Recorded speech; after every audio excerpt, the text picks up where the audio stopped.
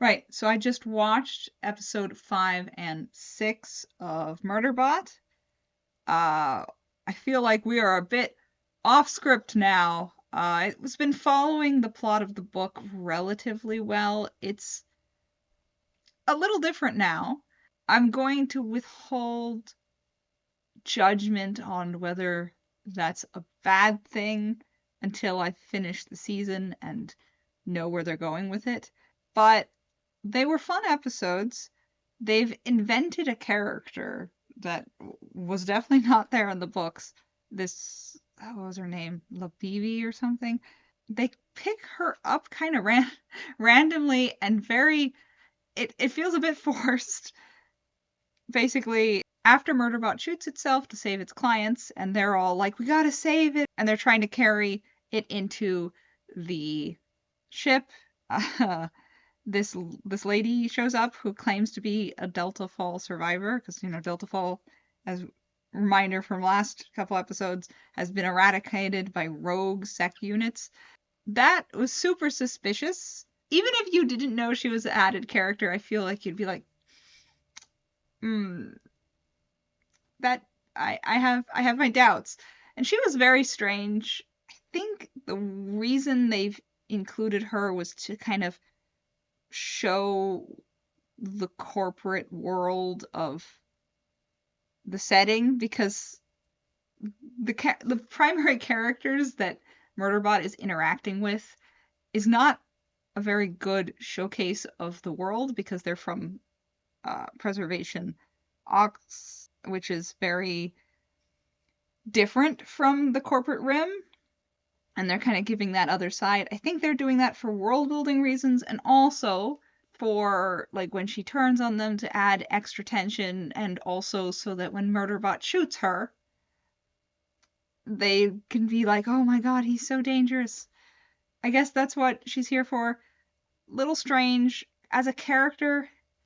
This is a general problem of the show. I feel that the characters outside of Murderbot and Mensa and a bit of Garathan are very one-dimensional and very caricature-like, and they're just kind of one thing, and they don't feel like people. She definitely fell into that. She kind of was ridiculous, but whatever, it's fine. They take her and a shot Murderbot back to the main habitat, and they restore it, also taking out the thing that was gonna mind control Murderbot to kill them all. Though during this process, Garathan figures out that Murderbot is rogue and has been rogue this whole time and hacked its governor module. So when the Murderbot wakes up, there's that argument of like you're dangerous and yada yada. Garathan being Garathan. And Garathan and Mensa have several arguments about this, and they're very repetitive because they don't really include new information. It's just him being like, this is not a good idea, and she's like, we have to trust it, and then just back and forth, back and forth. And there's like 3 or 4 scenes of that. Not a good use of the show's time, in my opinion, just because the show is already very short. I don't think you need that many of those arguments. We know Garathan's point of view. We know Mensa's point of view. We don't need to rehash it. The audience is on board. The audience knows. But I guess I prefer their arguments because they feel at least grounded in the plot of the story, and those characters feel like people to me. The other human relationships just feel very awkward. A lot of it's intentional, like situational awkward comedy is their kind of the vibe they're going for, but some of it is just like, this feels like a parody of a human interaction and doesn't feel like a human interaction. And to a certain extent, that's the point. Is this supposed to be a parody? It's supposed to be a joke, but it kind of takes you out because those people don't feel real. I mean, Rothy, the guy in this, like, I think they're in some sort of polygamous contract or whatever. I don't like any of them, but I feel bad for him because the writers clearly do not like him and are insistent on not giving him a single positive trait.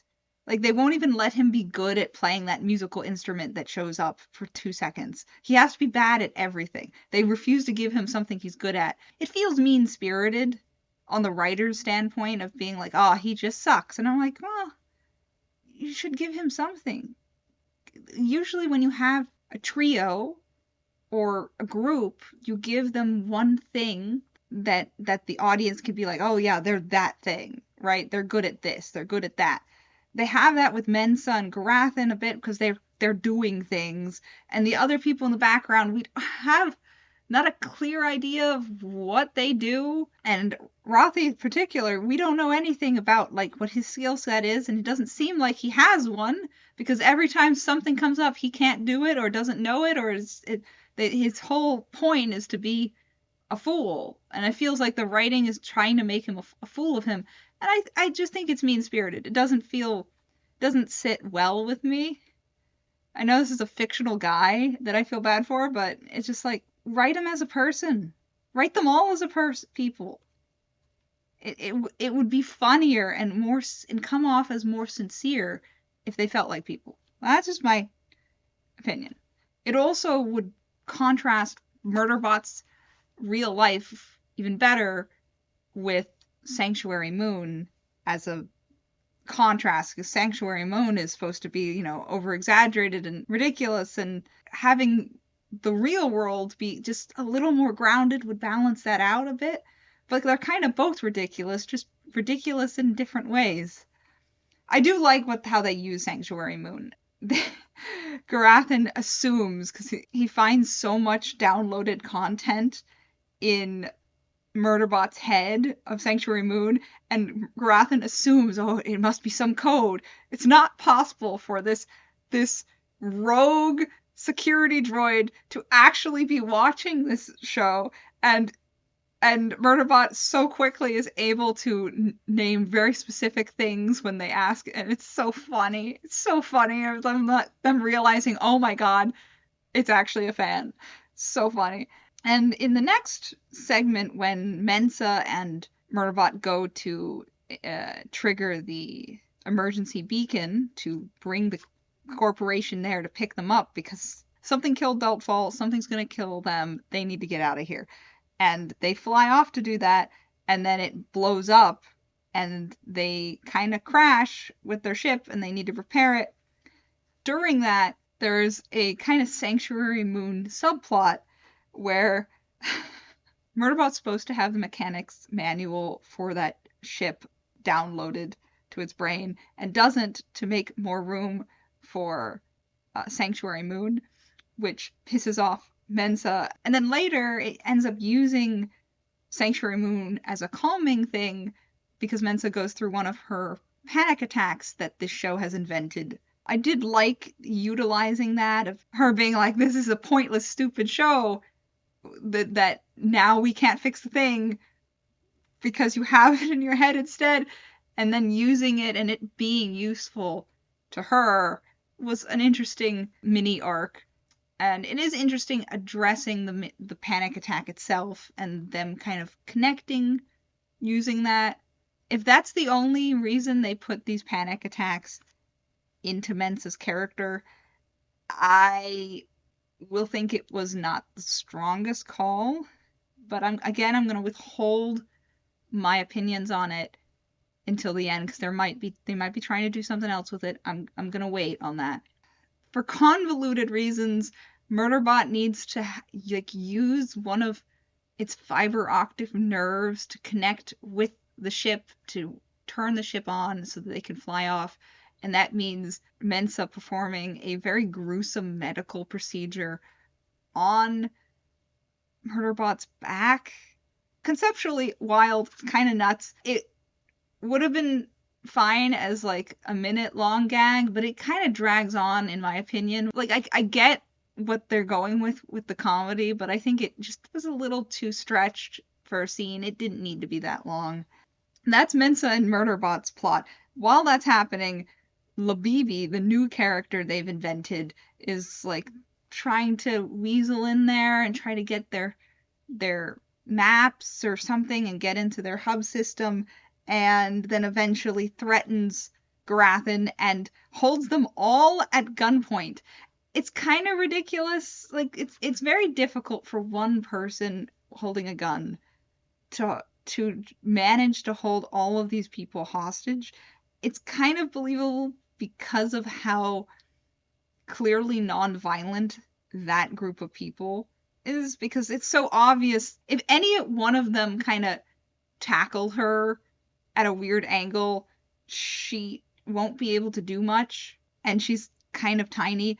I understand what they're doing, and I'm not necessarily saying they're wrong that she'd be able to hold them all at gunpoint because they're so non-aggressive as people, but visually it reads as strange, where it's like, I'm not sure that makes sense. Well, it might just be a blocking issue. She holds Garathan and this other lady's name at gunpoint and then calls down the other three, and the other three come in behind her. So there's this opportunity for the people that she was threatening first, like they're on either sides of her. She has one gun, and I know it's like, oh, she's gonna threaten these people and they need to go. I get what they're going for, but just visually it reads as strange. Technically, because those people are so don't want the others to get hurt, like I get that they would go along with it.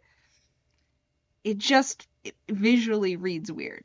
It does. A Murderbot eventually comes back and shoots her immediately, and her head explodes, and they're all horrified because they're very peaceful people. They had it in their head that they could convince her to stop or this or whatever, and there's going to be more tensions between them, and then the show ends because they're all going to get on a ship and escape the area before whoever Labibi actually works for comes. Kind of ends there. I didn't really like the Labibi character. I am liking Murderbot. Murderbot's internal dialogue is entertaining. The way they're using Sanctuary Moon is fantastic. It's the best part every time.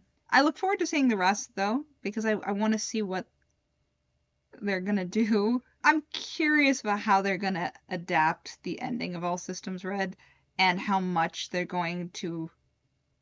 Like, are they going to go only up to that, or are they going to dip into artificial condition? We'll see. We'll see. Subscribe if you want to be notified when I review that next. But what do you guys think of Murderbot so far? Feel free to comment below. And if you want to read a story about a different sentient murder machine, do read my book, Bone Song, Diary of a Sentient Sword. Happy reading. Take care.